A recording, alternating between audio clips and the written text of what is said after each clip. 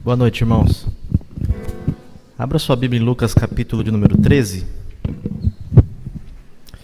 Graças a Deus que estamos reunidos hoje aqui, em culto solene, para glorificarmos a Deus e meditarmos na sua santa palavra.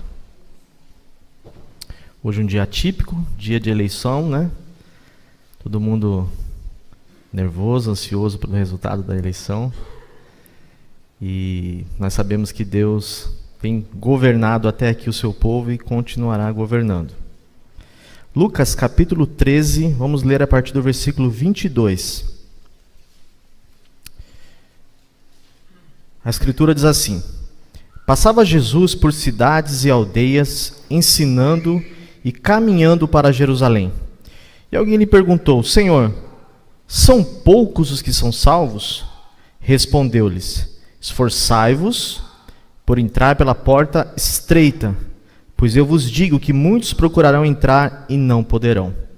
Quando o dono da casa se tiver levantado e fechado a porta, e vós do lado de fora começardes a bater, dizendo: Senhor, abre-nos a porta, ele vos responderá: Não sei de onde sois. Então direis: Mas comíamos e bebíamos na sua presença, e ensinavas em nossas ruas. Mas ele vos dirá: Não sei de onde vós sois. Apartai-vos de mim, vós todos os que praticais iniquidades. Ali haverá choro e ranger de dentes, quando virdes no reino de Deus Abraão, Isaque, Jacó e todos os profetas, mas vós lançados fora. Muitos virão do Oriente e do Ocidente, do Norte e do Sul, e tomarão lugares à mesa no reino de Deus. Contudo, há últimos que virão a ser primeiros, e primeiros que serão os últimos. Senhor, nós te agradecemos por estar aqui na sua presença, e neste momento nós vamos meditar a sua palavra, que é viva, é eficaz, e que não precisa, Senhor, do auxílio humano para surtir efeito nos nossos corações. Pedimos que o Senhor esteja conosco, me ajude a ser fiel ao texto, e que possamos não somente ser ouvintes, mas praticantes da sua palavra. Amém, Senhor. Irmãos, a fé cristã é fácil? É fácil ser cristão? Nós muitas vezes somos tentados a responder que sim, né? Existe um evangelho que está sendo pregado hoje, no evangelicalismo atual, que tem distorcido a verdade bíblica e trazido à tona uma palavra, um evangelho que não é aquele que está nas Escrituras, com promessas falsas de prosperidades, de benesses e de muitas bênçãos, quando na verdade nós folheamos as páginas das Escrituras e vemos os apóstolos sendo perseguidos, tendo os seus bens tomados, passando por duras perseguições, quando não olhamos para os cristãos tendo que renunciar a si próprio, os seus próprios desejos, a sua própria vontade, os seus próprios sonhos, em função de obedecer à verdade bíblica. Quando olhamos para esse texto aqui, nós vemos Jesus dizendo que para ser salvo é necessário passar por uma porta estreita.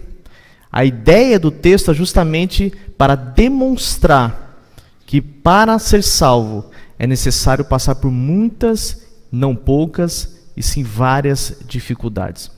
É difícil. Ser cristão, ter que renunciar à sua própria vontade e muitas outras coisas, faz com que o evangelho seja um evangelho difícil. Mas para que nós possamos entender melhor o que Jesus quer dizer sobre essa porta estreita, eu gostaria que você, logo no início do capítulo 13, observasse aí que Jesus, para que possamos entender o contexto real dessa passagem, ele começa, logo no versículo 1 do capítulo 13, ele inicia repreendendo os judeus, porque eles acreditavam que, em dois casos específicos em que pessoas sofreram calamidades, eles acreditavam que essas pessoas haviam sofrido tais calamidades devido aos seus pecados. E Jesus, contundentemente, os repreende, dizendo que, se os fariseus, os judeus que estavam ouvindo ele naquele momento, semelhantemente não se arrependessem dos seus pecados, eles sofreriam tais quais estes sofreram. A ideia de Jesus nessa passagem, nesse capítulo aqui, irmãos, é mostrar como os judeus estavam sendo reprovados, em detrimento agora, Deus estava abrindo a porta para os gentios. Mais adiante, no versículo 6 a seguir, se os irmãos observarem, Jesus conta uma parábola, a parábola da figueira estéril, onde havia um agricultor que havia plantado uma figueira em meio à sua vinha, e quando ele for colher o fruto, ele não encontrou o fruto lá, demonstrando aqui o fato de que Israel não produziu os frutos que Deus esperava que Israel produzisse. Era uma nação que Deus elegeu, uma nação que Deus escolheu, com o intuito, com o objetivo de que essa nação levasse as boas novas e a glória de Deus para todos os povos da terra. Essa era a promessa de Deus, mas Israel foi infrutífero. Eles acreditavam de que a salvação pertencia somente aos judeus. Percebam o contexto dessa passagem. Mais adiante, no versículo 10, Jesus está ensinando na sinagoga, e uma mulher há mais de 18 anos, a Bíblia diz escrava de Satanás, por causa de uma enfermidade que deixava ela encurvada. Jesus, no dia de sábado, enquanto ensinava na sinagoga, orou por aquela mulher, curou aquela mulher, e os fariseus, mais uma vez, ficaram indignados com Jesus, porque Jesus havia curado no dia de sábado. Jesus mais uma vez os repreende, demonstra a hipocrisia deles, dizendo: ora, se vocês no dia de sábado, vocês levam os animais de vocês para ir beber água, não posso eu libertar essa mulher que há 18 anos estava presa nas mãos de Satanás? Jesus repreende os fariseus. Mais adiante, no versículo 18 e o versículo 20, até o versículo 20, Jesus conta duas parábolas. A parábola do grão de mostarda e a parábola do fermento. Agora que ele demonstrou que os fariseus, pela sua repreensão, estavam sendo reprovados, ele demonstra então agora que o reino de Deus se estende a todos os povos da terra.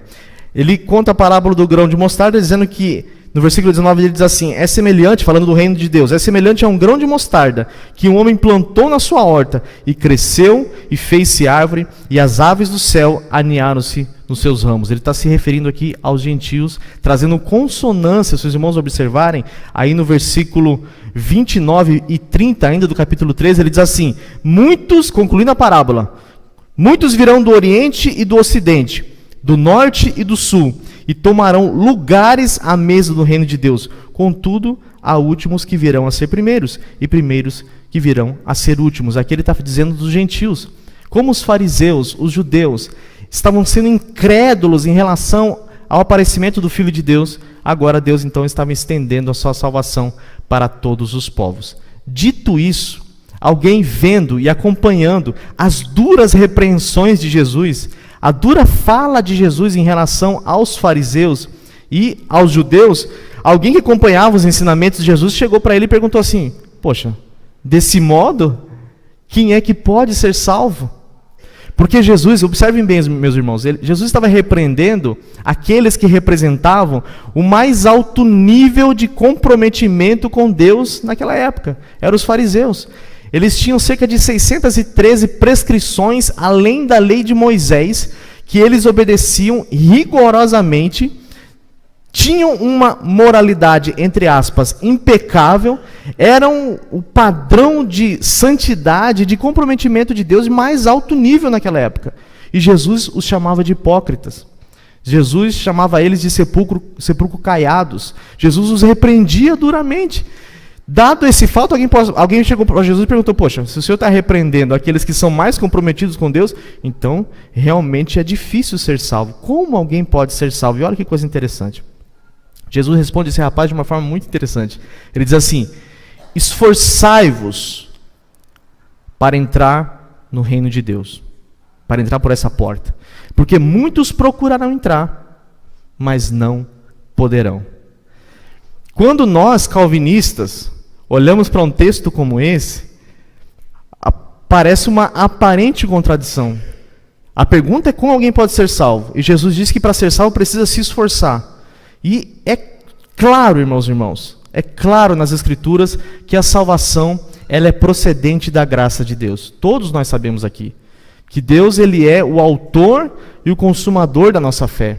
O apóstolo Paulo diz aos Romanos que não depende de quem quer ou de quem se esforça, de quem corre, mas é Deus que usa da sua misericórdia. Paulo, aos Efésios, diz que nós estávamos mortos nos nossos delitos e pecados. Um morto, ele não tem capacidade de sentir, de ver, de se movimentar, de nada. Mas Ele, o início da salvação é Deus. Ele nos deu vida e pela graça nós somos salvos. Mais adiante, Paulo diz que mesmo a fé que nós cremos em Deus não procede de nós, é dom de Deus. Romanos capítulo 4, o apóstolo Paulo fala que Abraão, nosso pai na fé, foi justificado não pelas obras da lei, porque as obras da lei havia vindo com Moisés, mas foi justificado pela fé em Jesus Cristo. Todos nós sabemos que a salvação, ela é graça de Deus, e o início e o fim dela procede de Deus. Mas esse não é o ensino total acerca da doutrina da salvação. Observe, o mesmo Deus que elege, o mesmo Deus que escolhe, é o Deus que quer que o seu povo se esforce para ser salvo. O mesmo Deus que escolhe é o Deus que quer que o seu povo persevere. E o mais interessante, meus irmãos, é que nós encontramos nesse versículo aqui duas doutrinas bíblicas, que é a doutrina da soberania de Deus. O texto está dizendo que muitos iam procurar se salvar, mas não poderiam. E a doutrina da responsabilidade humana, de que é necessário que aquele que deseja ser salvo se esforce para receber essa bênção. E é interessante que essas duas doutrinas que não são contraditórias, mas são paralelas, em boa parte das vezes elas aparecem no mesmo versículo. Abra sua Bíblia em Filipenses capítulo 2. Filipenses capítulo 2.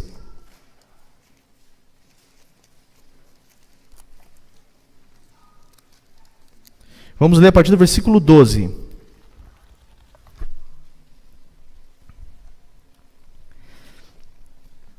Filipenses 2:12 diz assim: Assim, pois, amados meus, como sempre obedecestes, não só na minha presença, porém muito mais agora na minha ausência, o que ele diz?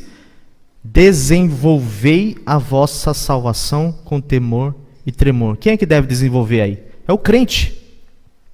Ele deve desenvolver. Deve haver esforço pessoal. Deve haver dedicação do crente em relação à sua salvação. Se santificando, se esforçando, dizendo não para o pecado, dedicando-se à oração, à leitura das Escrituras, à piedade. Mas olha o versículo 13. Depois que o crente se esforça, o versículo 13 diz o seguinte: porque Deus é quem opera, é quem efetua em vós, tanto o querer como o realizar segundo a sua boa vontade. Nesse texto nós encontramos a responsabilidade humana de que o crente deve se esforçar, ele deve efetuar a sua salvação, mas no mesmo texto nós encontramos a Bíblia nos ensinando que é Deus quem opera em nós, tanto o querer como o efetuar. Ou seja, meus irmãos, há uma parte que nos cabe de nos esforçarmos em relação à nossa salvação.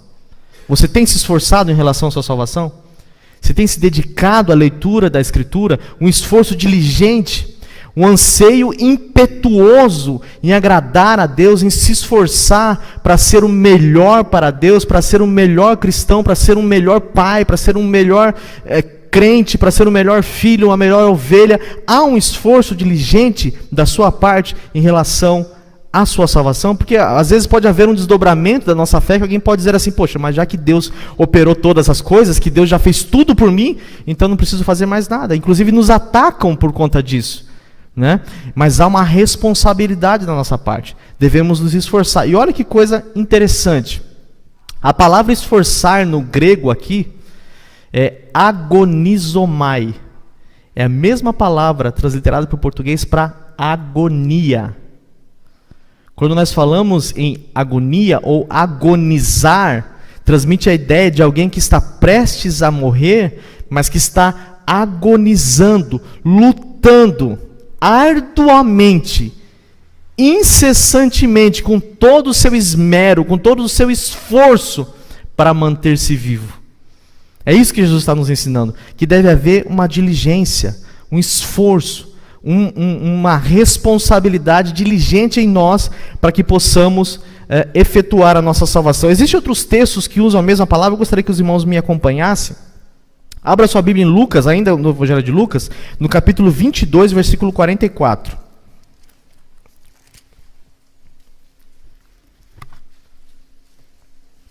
Lucas capítulo 22, e o verso 44. Diz assim, Lucas 22 e 44, acompanha aí. E estando em agonia, orava mais intensamente, e aconteceu que o seu suor se tornou como gotas de sangue caindo sobre a terra. Jesus orava estava em agonia, estava se esforçando. Abra sua Bíblia também em João, capítulo 18, versículo 36. Evangelho de João, capítulo 18, versículo 36.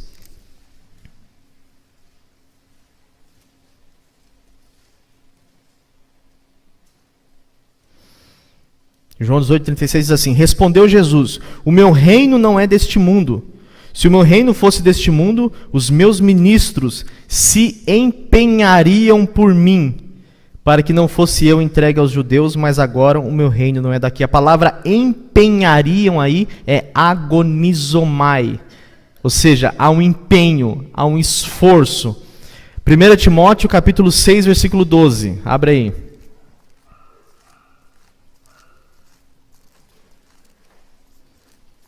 1 Timóteo capítulo 6, versículo 12. Todos acharam? 1 Timóteo, capítulo 6, versículo 12. Diz assim: combate o bom combate da fé, toma posse da vida eterna, para a qual também foste chamado, e de que fizeste boa a confissão perante muitas testemunhas. A palavra combate é agonizomai.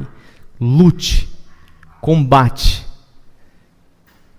Tem que haver um esforço, um combate, uma luta incessante. Muitas vezes, meus irmãos, nós costumamos, para fazer algo para Deus, nós esperamos que haja algum sentimento no nosso coração, né? A gente acha, poxa, eu não estou com vontade de orar, eu não estou com vontade de ir para a igreja, eu não estou com vontade de ler a Bíblia. Não há... O coração do homem, nós precisamos entender esse pressuposto, ele é um coração mau, ele é pecador, nós não podemos dar ouvidos ao nosso coração. O que Jesus está querendo dizer aqui é o seguinte: você precisa se esforçar, deve haver um esforço. Não se deve vir para a igreja ou ler a Bíblia somente quando se está com vontade. Não se deve ser obediente a Deus somente quando há alguma emoção envolvida, mas deve haver um esforço diligente quanto à nossa salvação. Se queremos herdar o reino dos céus, a Escritura diz que nós devemos nos esforçar. E Jesus diz por quê? Porque a porta é estreita. Estreita. É apertado o caminho. É necessário um esforço demasiado. Não é brincadeira. Outra coisa que Jesus diz nesse texto, meus irmãos, está no versículo 25. Ele diz assim: quando o dono da casa se tiver levantado e fechado a porta, e vós, do lado de fora, começardes a bater, dizendo: Senhor, abre-nos a porta, ele vos responderá: não sei de onde sois. Então direis: olha isso, comíamos e bebíamos na sua presença, e ensinava nas nossas ruas. E ele vos dirá: não sei de onde vós sois, apartai-vos de mim, vós todos os que praticais a iniquidade. O que Jesus está censurando aqui nos fariseus, nos judeus, é que havia da parte deles uma confiança na falsa segurança que a religião podia trazer para eles. A religião é uma coisa muito boa. A Bíblia fala sobre a boa religião, sobre a verdadeira religião. Jesus era um homem religioso, foi circuncidado ao 8º dia, era um homem que estava dioturnamente nas sinagogas, cumpriu toda a lei, ele era um homem religioso. Mas o problema, irmãos, é quando nós invertemos os valores e colocamos a nossa religião, nosso empenho nas coisas religiosas como causa da nossa salvação e não como consequência dela. E quando isso acontece, nós corremos um grave risco. Esses homens aqui chegaram para o senhor da casa quando a porta foi fechada e foi dito para eles assim: nós comíamos e bebíamos na sua mesa, nós estávamos todo dia na igreja. Nós cantávamos no coral, nós fazíamos parte da UMP, nós pregávamos, nós participávamos de todas as atividades da igreja e a porta foi fechada para nós. Eles estavam confiando, meus irmãos, na falsa segurança que a religião pode trazer. Ninguém. Eu seria hipócrita se eu estivesse dizendo que o fato de você estar aqui essa noite é a garantia de que você pode ser salvo. O que Jesus está nos ensinando é que apesar de haver um esforço pessoal, a salvação ela procede de Deus quando há um arrependimento sincero e verdadeiro no coração daquele que crê. E não simplesmente uma prática mecânica religiosa. A prova disso é que na verdade o apóstolo Paulo censura os crentes de Corinto em relação à mesa do Senhor. Quando havia muitas pessoas que participavam deste sacramento de forma indevida. O apóstolo Paulo diz que muitos comiam e bebiam de forma indigna. E por causa disso o faziam para a sua própria condenação. Veja, estavam fazendo de uma prática religiosa algo que tornava uma condenação para eles. Então, meus irmãos, vir para a igreja deve ser o desdobramento de um relacionamento sincero com Deus. E não a causa da nossa salvação. Ser batizado, fazer profissão de fé, todas essas coisas são muito boas. São bíblicas, são mandamentos. Mas a causa da nossa salvação é porque nós cremos, estamos nos esforçando diligentemente para entrar por essa porta estreita, por essa porta apertada. Outra coisa que nós nos confiamos quase que sempre para garantir a nossa salvação são os nossos dons e talentos. Eu sempre costumo dizer, até brinco, né, que se beleza fosse condição para ser salvo, eu estava perdido. Essas coisas não são garantia da nossa salvação. A garantia da nossa salvação é o que Cristo fez por nós. Veja a igreja de Corinto mais uma vez. A igreja de Corinto era uma igreja que desfrutava de muitos dons espirituais. Muitos dons espirituais. Ao passo que Paulo pediu até ordem no culto, porque os irmãos não ouviam a pregação. Mas Paulo se dirige aos irmãos de Corinto dizendo assim: vós sois carnais. Vocês não são espirituais. Ora, mas eles estavam falando em outras línguas, eles estavam profetizando, não é verdade? Eles estavam vendo curas miraculosas e outros sinais e prodígios. E o apóstolo Paulo se dirige a eles dizendo assim: vocês são carnais. Porque existe divisão no meio de vós. Uns dizem que são de Paulo, outros dizem que são de Pedro, outros dizem que são de Apolo, outros dizem até que são de Cristo. Quer dizer, a vida deles não condizia com o uso dos seus dons e talentos. Ninguém, irmãos, nós não podemos confiar nos nossos dons e talentos. Nós não somos salvos porque nós cantamos na igreja, porque nós pregamos na igreja, ou porque nós exercemos algum cargo na igreja, trabalhamos na igreja. Isso é um desdobramento da nossa salvação. Ser salvo é passar pela porta estreita. É mais difícil do que nós imaginamos. Deve haver um esmero, deve haver um esforço.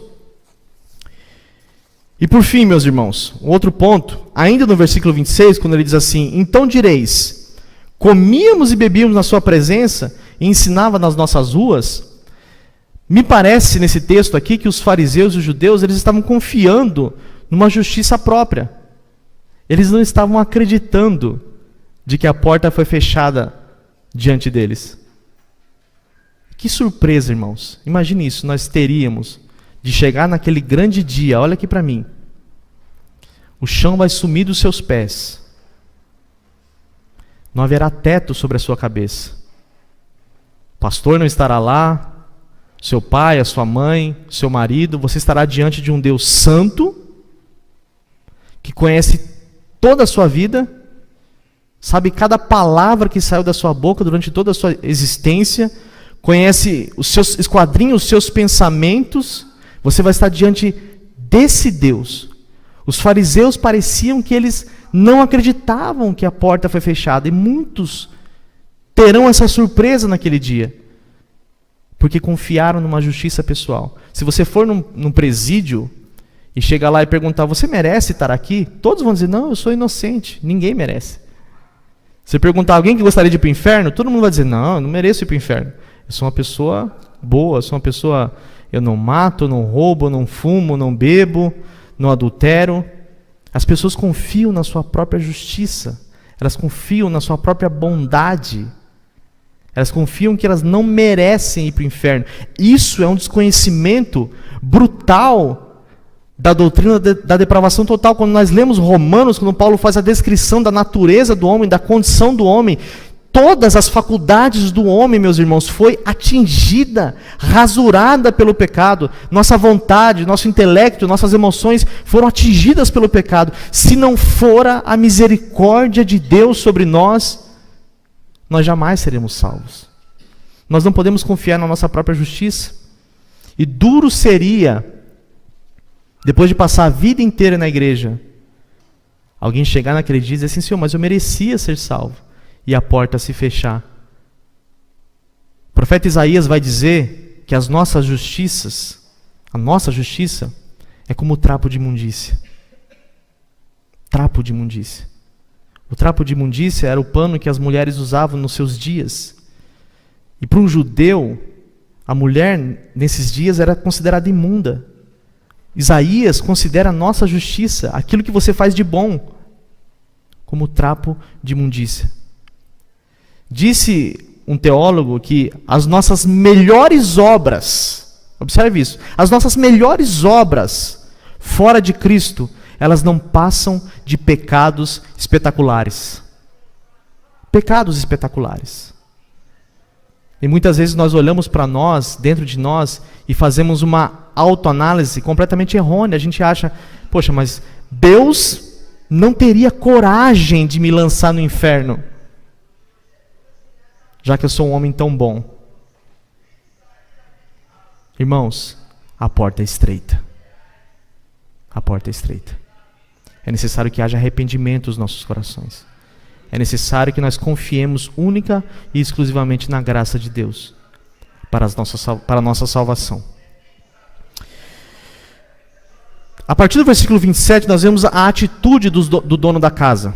Primeira coisa que ele faz: ele vos dirá, não sei de onde vós sois. Ou seja, ele declara um desconhecimento de quem são essas pessoas.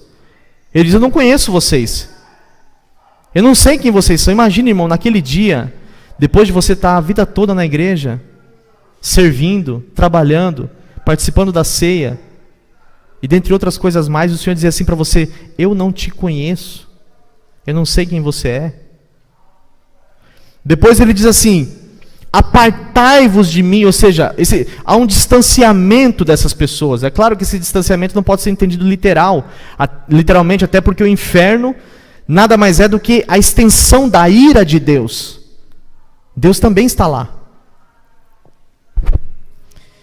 Há um distanciamento dessas pessoas. E Jesus diz no versículo 28, olha isso aqui não é uma ameaça para ninguém.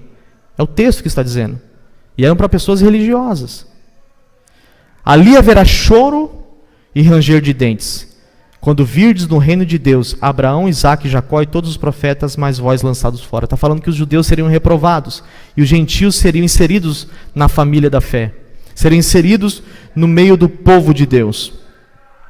Isso, meus irmãos, demonstra como nós corremos um risco muito grande em relação à nossa fé. Abra sua Bíblia em Apocalipse capítulo 14.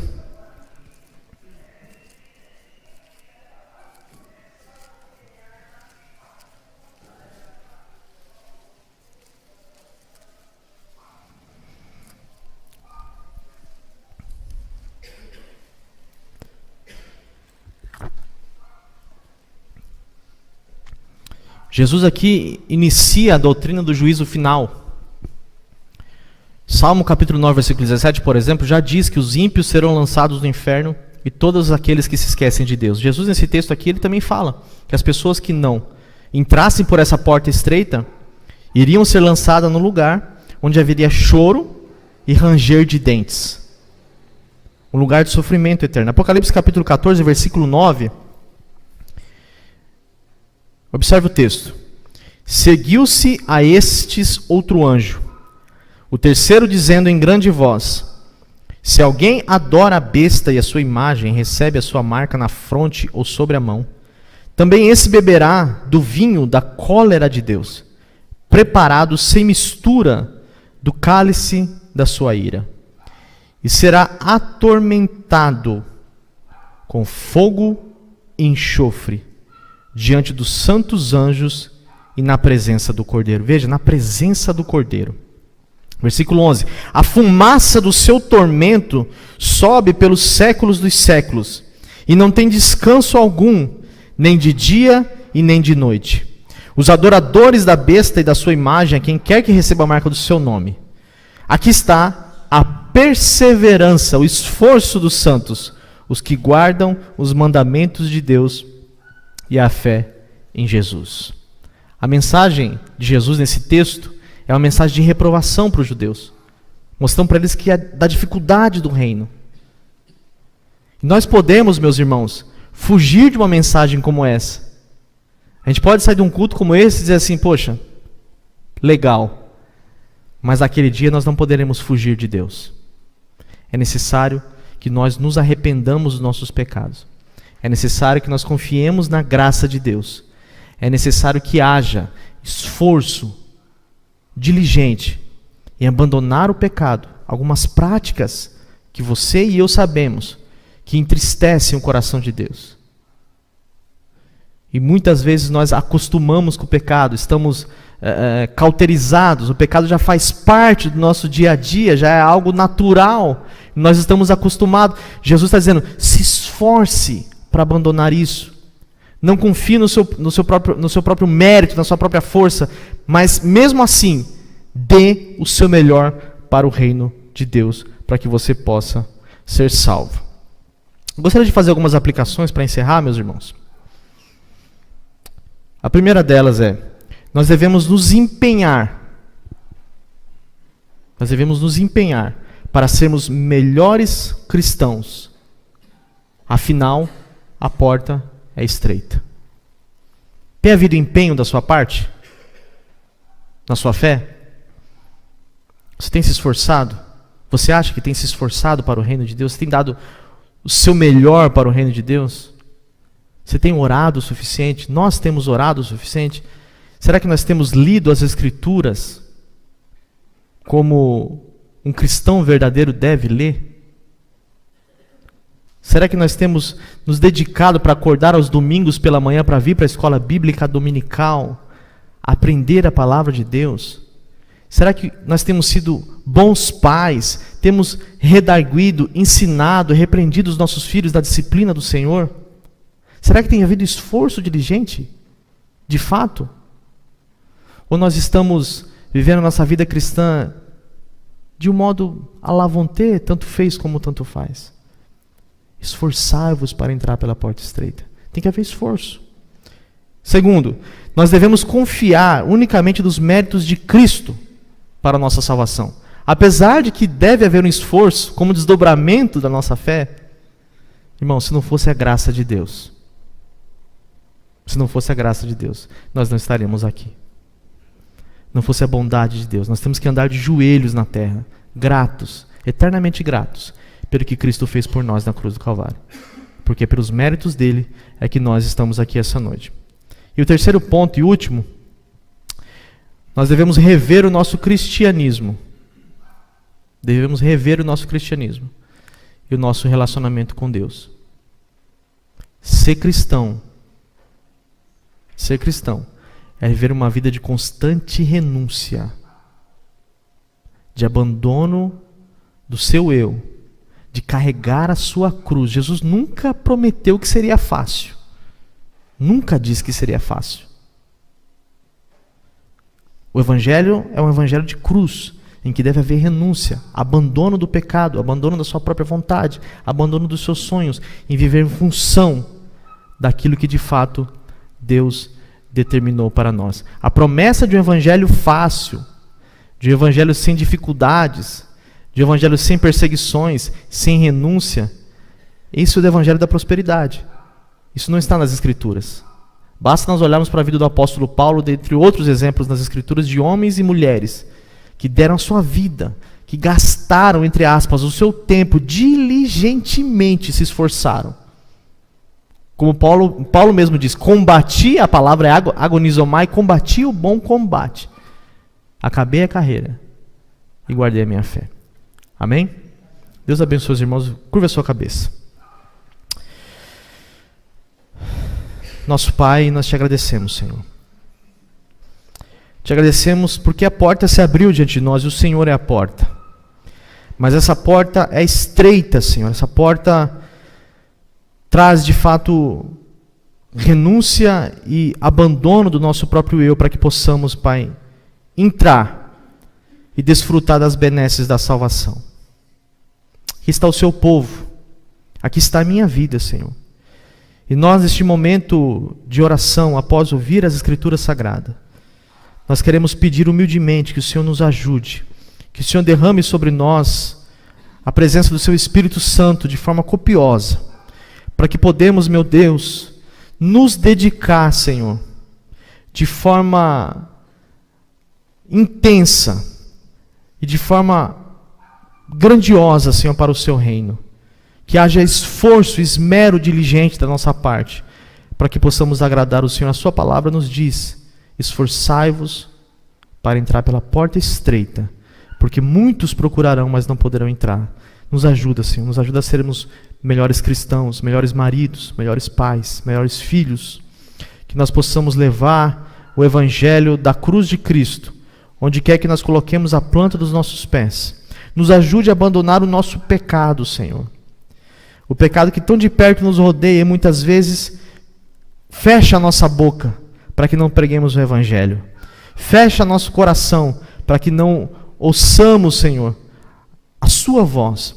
Que haja esforço para que nós possamos ler as Escrituras, orar mais, sermos melhores cristãos. E assim, meu Deus, glorificarmos o seu santo nome, sendo salvos naquele dia. Nós oramos e te agradecemos em nome de Jesus. Amém.